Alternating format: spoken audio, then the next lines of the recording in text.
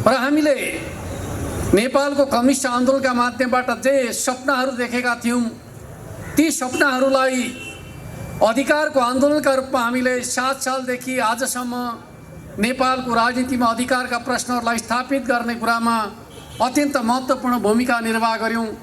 मलाई सम्झना छ 2046 सालको आन्दोलनका समयमा पाटन संयुक्त क्याम्पसबाट निक्लेको जुलुसलाई जब प्रशासनले दमन गर्न सुरु गर्यो, पाटनका जनताहरू जब सडकमा निक्लनुभयो, पाटनलाई मुक्त गरिसकेपछि यथार्थ रूपमा 2046 सालको ऐतिहासिक जनआन्दोलनलाई सफल पार्ने कुराको आधार तयार भएको थियो। र त्यही बेला जति बेला पाटनमाथि दमन प्रशासनले चलाइरहेको थियो, म आफै किर्तिपुरको विद्यार्थीका रूपमा थिएँ र किर्तिपुरमा हामीले प्रतिरोध सङ्घर्ष गरिकन पाटनको दमनलाई कम गर्नका लागि भूमिका खेलेका थियौँ र पाटनसँगै किर्तिपुरलाई मुक्त गर्ने ऐतिहासिक कामको थालनी गरेका थियौँ। र त्यस अर्थमा पनि पाटनसँग मेरो गहिरो भावनात्मक सम्बन्ध रहेको छ। त्यस अर्थमा पनि म पाटनका जनतालाई, ललितपुरका जनतालाई हृदयदेखि नै सम्मान गर्न चाहन्छु र त्यो क्रान्तिकारी परम्परालाई आज कम्युनिस्ट पार्टीका नाममा केही व्यक्तिहरूले नेपाली काङ्ग्रेसको नेतृत्वमा एक प्रकारले भन्नुहुन्छ भने नेपालको पुँजीवादी आन्दोलनको नेतृत्वकर्ता नेपाली काङ्ग्रेसको पाउमा लगेर कम्युनिस्ट आन्दोलनको जनमतलाई, जनताले दिएको म्यान्डेटलाई समर्पण गर्ने जुन दृष्टता गरेका छन् त्यसका विरुद्धमा पाटनका जनताहरू खडा हुनुपर्छ, त्यसका विरुद्धमा ललितपुरका जनताहरू खडा हुनुपर्छ भन्ने मान्यतालाई यो 8औं जिल्ला अधिवेशनका माध्यमबाट तपाईहरुले स्थापित गर्नुहुनेछ भन्ने कुराको विश्वास र अपेक्षा पनि म तपाईहरुका बीचमा राख्न चाहन्छु। आज हाम्रो पार्टीका विरुद्धमा एक प्रकारले भन्नुहुन्छ भने घेराबन्दीको प्रयास भइराखेको छ। हाम्रो पार्टीको नेतृत्वका विरुद्धमा मोर्चाबन्दी भइराखेको छ र म तपाईहरुका बीचमा राख्न चाहन्छु कि हामीले देश र जनताको विपक्षमा कुनै काम गरेका कारणले हाम्रो पार्टीका विरुद्धमा घेराबन्दी भएको हो। हामीले देश र जनताको विपक्षमा हाम्रा नेताहरूले कुनै काम गरेका कारणले नेतृत्वमाथि हमला भइराखेको होइन। वास्तवमा भन्नुहुन्छ भने हाम्रो पार्टी र हाम्रो पार्टीको नेता श्रद्धेय अध्यक्ष केपी शर्मा ओलीले यो मुलुकको कम्युनिस्ट आन्दोलनका सन्दर्भमा मात्रै होइन, यो मुलुकको राष्ट्रियताका सन्दर्भमा अत्यन्त महत्त्वपूर्ण भूमिका निर्वाह गर्नुभयो र मुलुकमा म तपाईहरु सबैलाई एउटा कुराको सम्झना दिलाउन चाहन्छु। जति बेला यो मुलुकमा संविधान सभाबाट संविधान निर्माण गर्ने प्रक्रिया चलिराखेको थियो, यो मुलुकमा सभाबाट संविधान निर्माण गर्ने प्रक्रियामा यो मुलुकलाई विभाजित गर्ने प्रयास भयो। तपाईहरु सबैलाई थाहा छ कहिले कहाँ बन्द हडताल छ, कहिले कहाँ बन्द हडताल छ। यस्ता प्रकारका अवाञ्छित मागहरूलाई अगाडि सार्ने काम भयो। एकातिर पहाडमा जात जातका नाममा राज्य सिर्जना गर्ने खालको कोसिस भयो, तराईतिर जाँदाखेरि सिङ्गो तराईलाई एक मधेस एक प्रदेशका नाममा नेपाल राष्ट्रलाई विभाजित गर्ने प्रकारका षड्यन्त्रहरू भएका बेलामा एउटा नेताका रूपमा हाम्रो पार्टी अध्यक्ष केपी कमरेड खडा हुनुभयो र भन्नुभयो नेपाल भनेको बहुजातीय, बहुभाषिक र बहुसांस्कृतिक समाज हो। यसलाई जात जातका नाममा विभाजित गर्ने काम, एक मधेस एक प्रदेशका रूपमा विभाजित गर्ने काम केमार्थ स्वीकार्य हुन सक्दैन। मिलेर बसेको समाज हो, हामी मिलाएर देखाउँछौँ भन्ने प्रकारको मान्यता अगाडि सार्नुभयो र मुलुकमा चलिरहेको कलहलाई, द्वन्द्वलाई अन्त्य गर्ने कुरामा वैचारिक रूपमा अगुवाई गर्ने नेताका रूपमा हाम्रो पार्टी अध्यक्ष केपी शर्मा ओली हुनुहुन्थ्यो। यदि कमरेड केपी ओलीले त्यस प्रकारको भूमिका नखेलेको भए संविधान सभाले संविधान बनाउन सक्ने थिएन। मुलुकमा जुन प्रकारको अन्तर्कलह सिर्जना भएको थियो त्यो अन्तर्कलह अन्त्य हुन सक्ने थिएन। त्यस अर्थमा म तपाईहरुलाई सुनाउन चाहन्छु, अहिले एकजना कूटनीतिज्ञले एउटा किताब लेख्नु भएको छ। त्यो किताबको सार के छ भन्दाखेरि उहाँहरूको नीति नेपालमा नियन्त्रित अस्थिरता सिर्जना गर्ने नीति संविधान सभाको चुनावका समयमा अवलम्बन गरिएको थियो भनेर लेख्नु भएको छ। यदि केपी कमरेड खडा नभएको भए नियन्त्रित अस्थिरताका पुजारीहरूले यो मुलुकमा संविधान सभालाई सफल हुन दिने थिएनन्, संविधान सभाले संविधान बनाउन सक्ने थिएन र हाम्रो समाज सधैँभरि अस्थिरतामा द्वन्द्वमा रूप लिने थियो भन्ने कुरालाई तपाईँ हामी सबैले बुझ्नु जरुरी छ। तपाईँ हामी सबैलाई थाहा छ। त्यो समयको सम्झना गरौँ त। कहिले कहाँ बन्द हडताल, कहिले कहाँ बन्द हडताल, व्यापार व्यवसाय चौपट, जनताका जनजीवनहरू चौपट।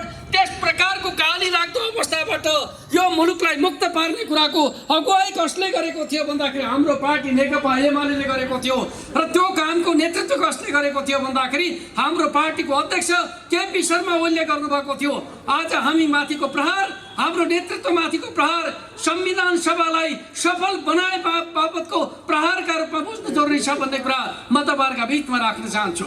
अर्कोतिर म तपाईहरुलाई सुनाउन चाहन्छु, जति बेला संविधान सभाले संविधान तयार गर्न सुरु गर्यो, संविधान जारी गर्ने समय आयो, त्यति बेला भारतबाट विदेश सचिव जयशंकर आएर नेपालका नेताहरूलाई भेट्दै भने जबसम्म मधेसी दलका नेताहरूले संविधान कबुल गर्दैनन् त्यति बेलासम्म नेपालको संविधान सभाले संविधान जारी गर्न मिल्दैन भन्ने प्रकारको निर्देशन दिने खालको काम भयो। त्यति बेला कांग्रेसको नेतृत्वको सरकार थियो, कांग्रेसका नेताहरूले प्रतिवाद गर्न सक्नु भएन, माओवादीका नेता प्रचण्डले प्रतिवाद गर्न सक्नु भएन।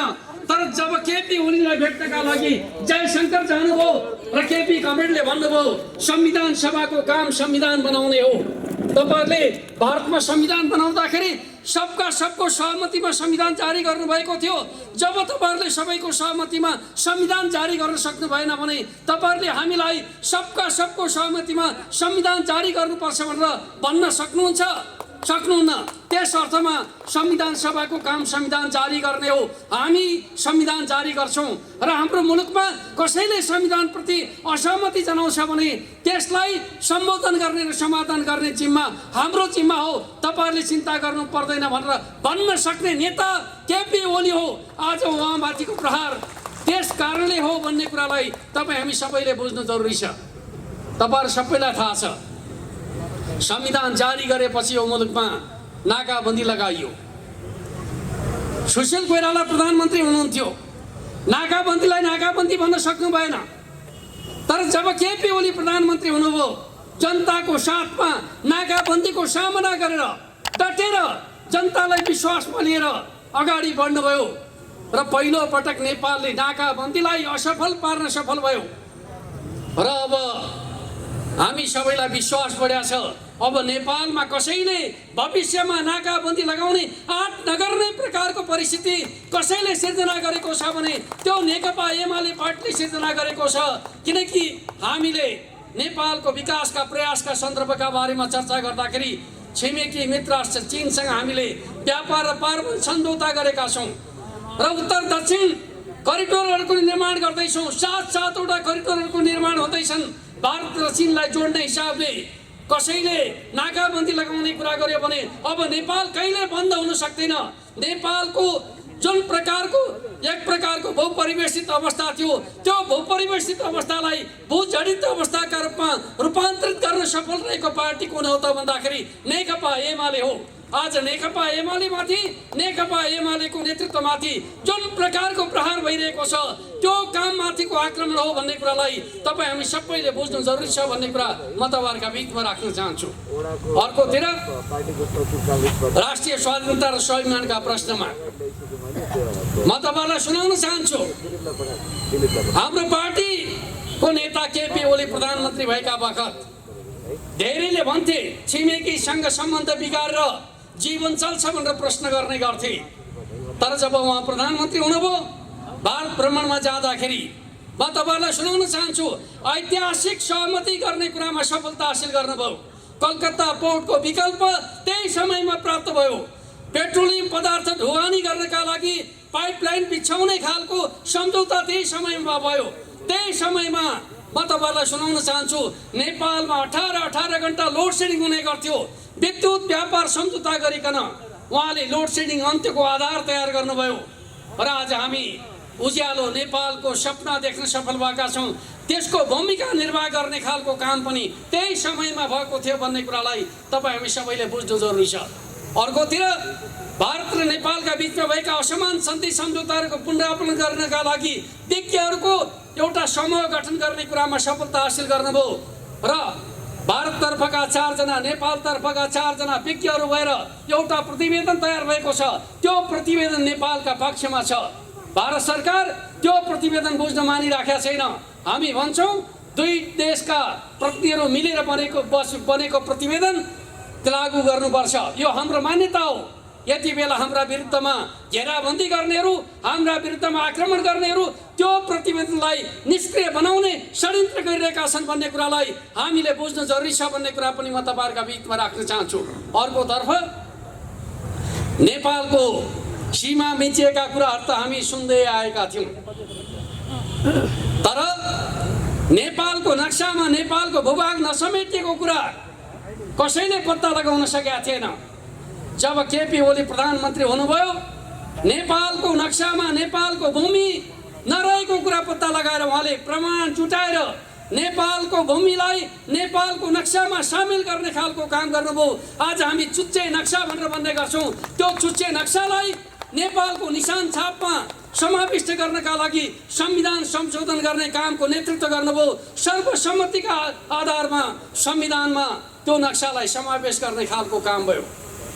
कतिपय मान्छेहरू भन्ने गर्छन् नक्सा छापेर के हुन्छ। म तपाईहरुलाई भन्न चाहन्छु, त्यो नक्सा हाम्रो आफ्नो स्वाभिमान हो, हाम्रो आफ्नो अखण्डताको बिम्ब हो। अहिले हाम्रो भूभाग गुमेको छ भन्ने कुराको एउटा सन्देश हो। त्यस अर्थमा यदि नक्सा हुँदैन थियो भने हाम्रो भूभाग गुमेको कुराको कुनै आधिकारिकता हुँदैन थियो। हाम्रो नक्साले भन्छ हाम्रो भूमि मिचिएको छ। एक दिन हाम्रो छिमेकीले त्यो भूमि फिर्ता लिनका लागि बाध्य हुनुपर्ने छ, किनकि हामीले त्यो आधार तयार गरेका छौं। त्यस प्रकारको भूमिका खेल्ने नेकपा एमाले त्यसको नेतृत्वलाई आज जसरी 5 दलका नाममा घेराबन्दी गर्ने काम भएको छ, के त्यो देशको पक्षमा छ? के जनताको पक्षमा छ? के परिवर्तनको पक्षमा छ? छैन। म तपाईहरुलाई भन्न चाहन्छु, यो मुलुकमा नेपालमा राजनीतिका नाममा अधिकारका धेरै ठुलठुला बहसहरू भए, तर नेपालको पहिलो प्रधानमन्त्रीका रूपमा केपी ओलीले अधिकारको बहसमा रुमलिएको नेपाली राजनीतिलाई विकास र समृद्धिको बहसमा केन्द्रित गर्ने कुरामा सफलता हासिल गर्नुभयो।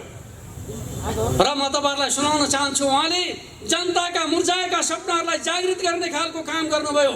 रेलका सपना देखाउनु भयो, पानी जहाजका सपना देखाउनु भयो, ठुला ठुला सडकका सपना देखाउनु भयो।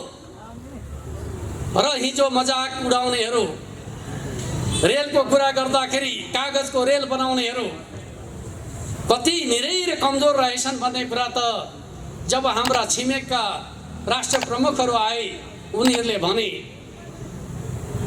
नेपाल सरकारले अगाडि सारेको समृद्ध नेपाल सुखी जनताको जुन राष्ट्रिय आकांक्षा छ त्यसमा हामी सहयोग गर्न तयार छौं। उत्तरको राष्ट्रपति आउनुहुन्छ, त्यही कुरा भन्नुहुन्छ। दक्षिणको प्रधानमन्त्री आउनुहुन्छ, त्यही कुरा भन्नुहुन्छ। र उत्तरको राष्ट्रपति आएर भन्नुहुन्छ हामी चिनिया रेललाई काठमाडौँ हुँदै लुम्बिनीसम्म पुर्याउनका लागि सहयोग गर्न तयार छौं। हामी आफै प्राविधिक अध्ययन गर्नका लागि सहयोग गर्छौं भनेर अनुरोध गर्न आउनुहुन्छ। भारतको प्रधानमन्त्री मोदी आएर भन्नुहुन्छ हामी भारतीय रेललाई वीरगञ्ज हुँदै काठमाडौँसम्म ल्याउन तयार छौं, त्यसका लागि सहयोग गर्न तयार छौं। हाम्रा छिमेकका नेताहरू त्यसो भन्न बाध्य हुनुहुन्छ, तर कांग्रेस र माओवादीका नेताहरू कागजको रेल बनाएर मजाक गर्नुहुन्छ। विकास कसले बुझ्या छ, कसले बुझ्या छैन भन्ने कुराको यो दृष्टान्त हो।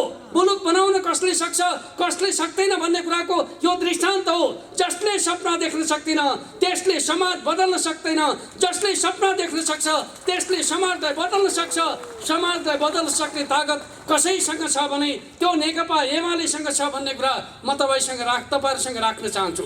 त्यस अर्थमा हाम्रो पार्टी जनताको भावनाको नेतृत्व गर्छ। त्यस अर्थमा हाम्रो पार्टी विकास र समृद्धिको नेतृत्व गर्छ। जति बेला हामीले सरकारको नेतृत्व गर्यौं, म तपाईहरुलाई सुनाउन चाहन्छु, विश्वका सबभन्दा तीव्र गतिमा विकास गर्ने 10 मुलुक मध्ये नेपाललाई पुर्याउन हामी सफल भएका थियौं। त्यो श्रेय हामीलाई प्राप्त छ। तर अहिलेको सरकार, हाम्रो विकल्पमा आएको सरकार, 5 दलीय गठबन्धनको सरकार, तपाईहरु सबैलाई थाहा छ 6 महिना बितिसक्यो। खर्च कति भएको छ, पुँजीगत खर्च कति भएको छ भन्दाखेरि 15% पनि पुर्याउन सकेका छैन। 6 महिनामा 15% खर्च गर्न नसक्ने सरकारले नेकपा एमालेलाई चुनौती दिन सक्छ, किन अर्थ दिन सक्दैन? यो सरकार विकासका लागि बने पनि होइन, जनताको सुशासनका लागि पनि बन्या होइन। यो सरकार भनेको नेकपा एमालेको विकास र समृद्धिको यात्रा रोक्नका लागि बनेको गठबन्धन सरकार हो। स्वाधीनता र स्वाभिमानको यात्रालाई रोक्नका लागि बन्या सरकार हो। त्यस अर्थमा यो सरकारका माध्यमबाट जनताका आकांक्षा पुरा हुन सक्दैन भन्ने कुरालाई तपाईँ हामी सबैले बुझ्नु जरुरी छ र जनताका बीचमा यो कुरा लिएर जानु जरुरी छ भन्ने कुरा म तपाईँहरूका बीचमा राख्न चाहन्छु। अहिले कतिपयले भन्ने गर्छन्, होइन नेकपा एमालेलाई त कमजोर बनाइयो नि, कमजोर बनाएर कसलाई बलियो बनाएको? तपाईँहरू सबैले सुन्नुभएको होला, यो पाटन नगर भन्नुहोस् वा ललितपुर जिल्ला भन्नुहोस्, वामपन्थीहरूको किल्ला भनेर चिन्ने गरिन्छ। यो ठाउँबाट तपाईँहरूले जिताएका प्रतिनिधिहरूकै कुराकानी गर्ने हो भने उहाँहरूले त्यो वामपन्थी मत लगेर कसलाई बुझाउनु भयो? कांग्रेसलाई। वामपन्थी पार्टीको नेता प्रधानमन्त्री भएको छ? दक्षिणपन्थीहरूलाई लगेर जनमत बुझाउनेहरूले वामपन्थको कुरा गर्न मिल्छ? वास्तवमा भन्नुहुन्छ भने माओवादीहरू, माधव नेपालहरू, प्रचण्डहरू भनेको यति बेला नेपाली कांग्रेसको पुँजीवादी यात्राका सहयोगी मात्रै हुन्। कम्युनिस्ट आन्दोलनका हिमायती होइनन्, समाजवादका हिमायती होइनन्। उनीहरू हिँडेको बाटो भनेको पुँजीवाद तर्फको बाटो हो, कांग्रेस तर्फको बाटो हो। जब पुँजीवादकै बाटोमा सेवा गर्नु छ भने किन कम्युनिस्ट पार्टीको झन्डा बोक्नु पर्यो? बोके हुन्छ चार तारा, प्रचण्डले बोके हुन्छ, माधव नेपालले बोके हुन्छ। कर्म त्यही गर्ने हो भने हँसिया हतौडाको झन्डा बोक्ने अधिकार उनीहरूलाई छैन। कर्म कांग्रेसका पक्षमा गर्ने, हँसिया हतौडाको झन्डा बोक्ने त्यो अधिकार छैन। पाटनका जनताले भन्नुपर्छ, जसले देशका पक्षमा उभिन सक्छ, जसले जनताका पक्षमा उभिन सक्छ, त्यसैले मात्रै हँसिया हतौडाको झन्डा बोक्न सक्छ भन्ने कुराको आह्वान गर्न सक्नुपर्छ पाटनका जनताले। र यो पाटनको ललितपुरका जनताले त्यो आह्वान गर्न सक्नुपर्छ र भन्नुपर्छ, अब हामी हँसिया हतौडाको जुन अधिकार छ पाटनका जनताले अब नेकपा एमालेलाई प्रदान गरेका छन्, अरू कुनै पार्टीलाई होइन। समाजवादका नाममा समाजवाद बेची खानेहरूलाई अब जनताले साथ दिँदैन भन्ने कुराको उद्घोष तपाईँहरूले यो अधिवेशनका माध्यमबाट गर्नु जरुरी छ भन्ने कुरा म तपाईँहरूका बीचमा राख्न चाहन्छु। अर्कोतिर नेपालको विकास प्रयासका सन्दर्भका बारेमा थोरै कुरा म तपाईँहरूलाई गर्न चाहन्छु। हाम्रो सरकार बनेका बेलामा नेपालको इतिहासमा राजा महेन्द्रलाई विकास प्रेमी राजा भनेर चित्रण गर्ने गरिन्छ। राजा महेन्द्रले गरेका पूर्वाधार विकासका दुईटा ठुला घटनाहरूलाई विशेष चर्चा गरिन्छ। एउटा घटना काठमाडौँ उपत्यकाबाट तिब्बत जोड्ने कोदारी राजमार्गको निर्माण, अर्को घटना पूर्व पश्चिम महेन्द्र राजमार्ग निर्माणको थालनी। नेकपा एमालेको नेतृत्वमा सडक पूर्वाधारका सन्दर्भको कुरा गर्नुहुन्छ भने एउटा राजमार्गका ठाउँमा चारवटा राजमार्गहरू राष्ट्रिय गौरवको आयोजनाका रूपमा अगाडि बढ्दैछन्। महेन्द्र राजमार्गलाई 4 लेनको राजमार्गका रूपमा विकास गर्ने प्रक्रिया सुरु भएको छ। एसियन हाइवेका रूपमा त्यसलाई विकास गर्ने काम केपी शर्मा ओलीको नेतृत्वमा अगाडि बढेको छ। अर्कोतर्फ हुलाकी सडकका नाममा धेरै पटक भाषण भए तर हुलाकी सडक बन्न सकेका थिएन। जब केपी ओली प्रधानमन्त्री हुनुभयो, प्रधानमन्त्रीका रूपमा भारत भ्रमणमा गएका बेलामा नरेन्द्र मोदीले आफूले गरेको विकासको कामको प्रशंसा गर्दै भन्नुभएछ, हामी त यति दिन एक दिनमा 100 किलोमिटर सडक कालोपत्रे गर्न थालेका छौँ, हाम्रो क्षमता त्यस प्रकारको छ भन्न थालेपछि उहाँले भन्नुभएछ, हो तपाईँहरूको क्षमता राम्रो छ तर तपाईँले नेपालमा जिम्मा लिएको काम चाहिँ राम्रो भएको छैन भन्नुभएछ।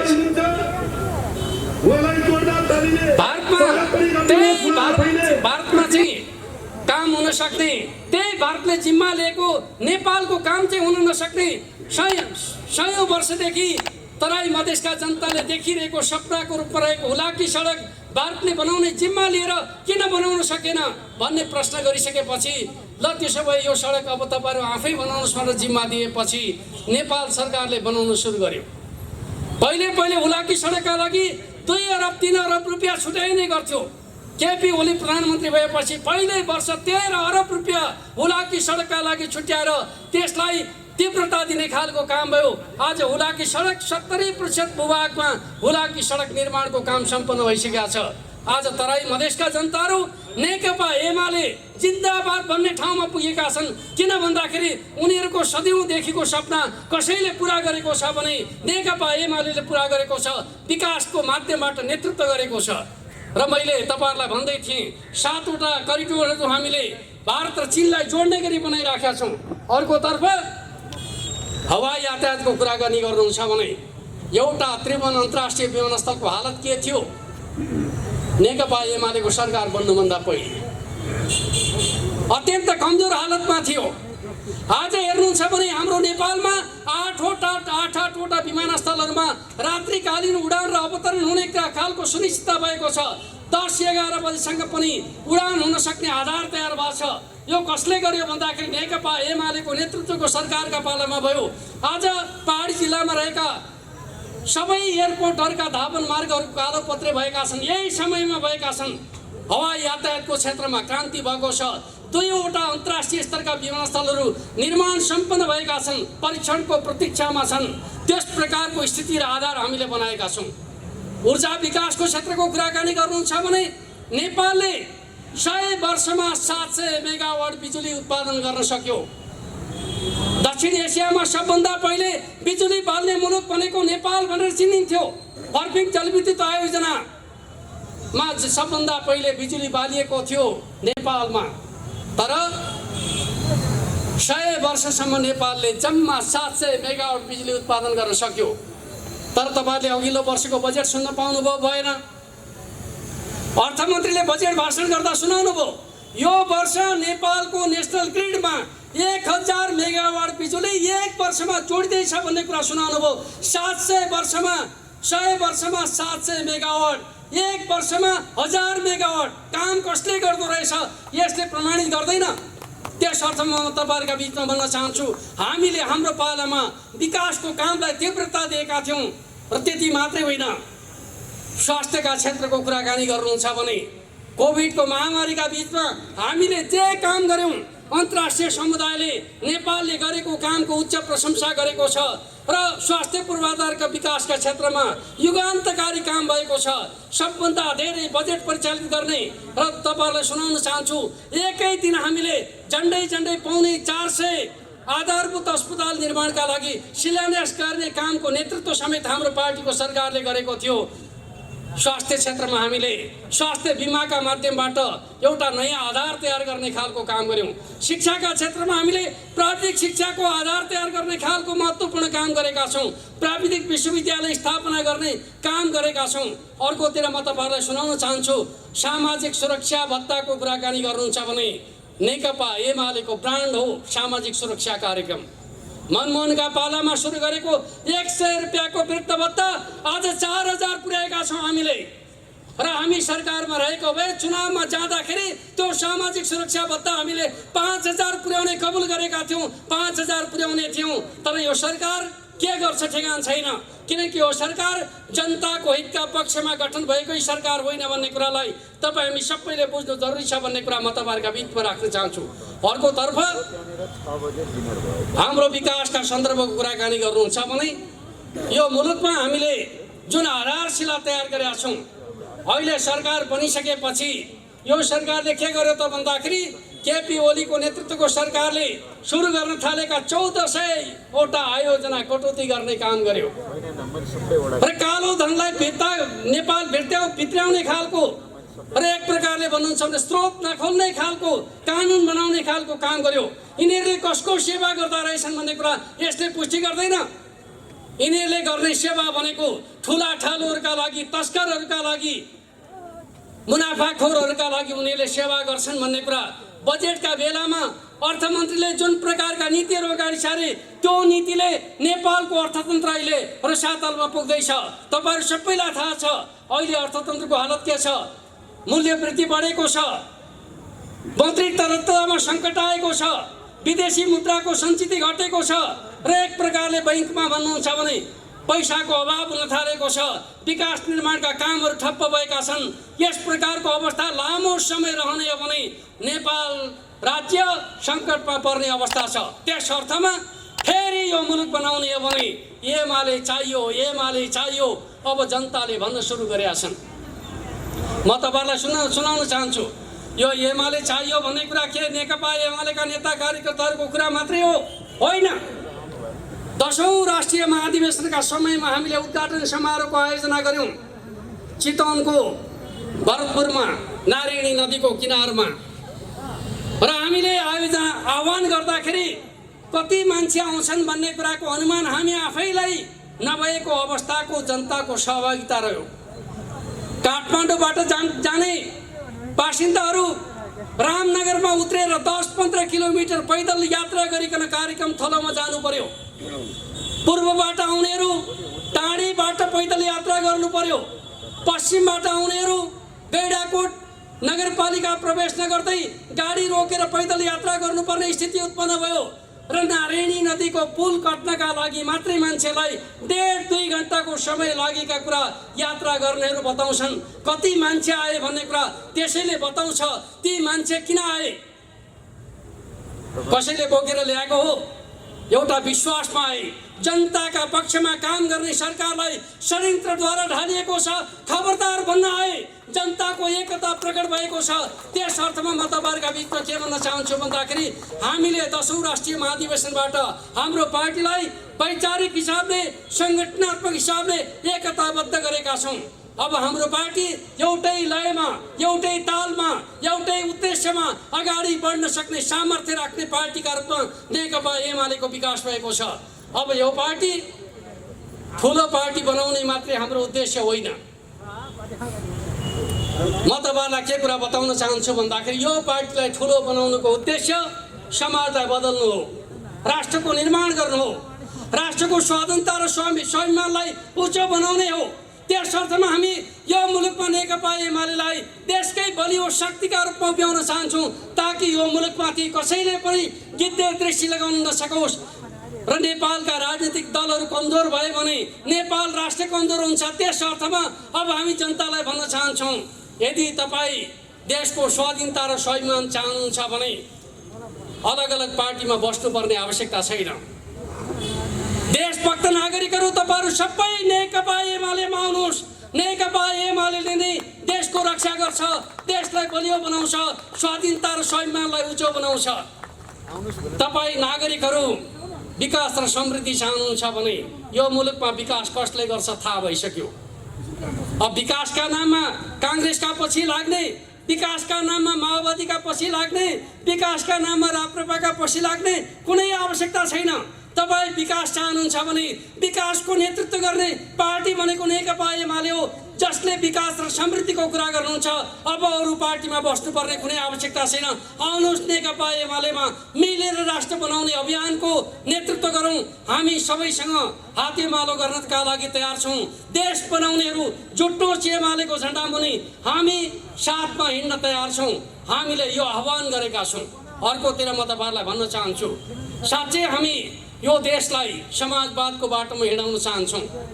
जनताको बहुदलीय जनवादको मार्गदर्शनमा हामी समाजवादको आधार तयार गर्न चाहन्छौँ भने कुरा समाजवादको गर्ने नेता देउबालाई मान्नेहरूबाट समाजवादको यात्रा सम्भव छ?